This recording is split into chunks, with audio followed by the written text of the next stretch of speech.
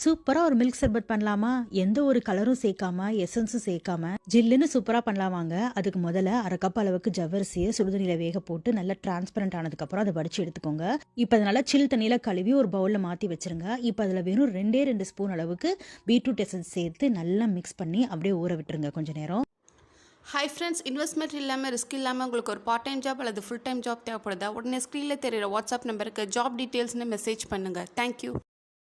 இப்ப அடுத்ததா ஒரு 1/2 கப் அளவுக்கு சேமியாவ நல்லா சுடுதண்ணீல வேக வச்சு, அதையும் அதே மாரி வடிச்சு சில் தண்ணீல கழுவி, அதையும் அந்த ஜவ்வரிசி இருக்க பவுல்ல சேர்த்து, மேற்கொண்டு பீட்ரூட் எசன்ஸ் சேர்த்து நல்லா மிக்ஸ் பண்ணி ஊற விட்டுருங்க 2ம். கலர் நல்லா ஒட்டட்டும். இப்ப அடுத்தா ஒரு பவுல்ல 1 கப் பால், 1 டேபிள் ஸ்பூன் கார்ன்ஃப்ளோர் சேர்த்து நல்லா கட்டி இல்லாம கரைச்சு எடுத்து வச்சுக்கோங்க. இப்ப அடுத்ததா ஒரு 1/2 லிட்டர் பால நல்லா பாயில் பண்ணி, பால் நல்லா கொதிச்சு பாயில் ஆனதுக்கு அப்புறமா, அதுல நம்ம கரைச்சு வச்சிருந்தோம்ல அந்த சோள மாவு, அதை இப்ப சேர்த்துருங்க. இது நல்லா பாலுக்கு ஒரு திக்னஸ் குடுக்கும். எக்ஸ்ட்ராவா நம்ம கண்டன்ஸ் மில்க் எதுவும் சேர்க்க தேவைப்படாது.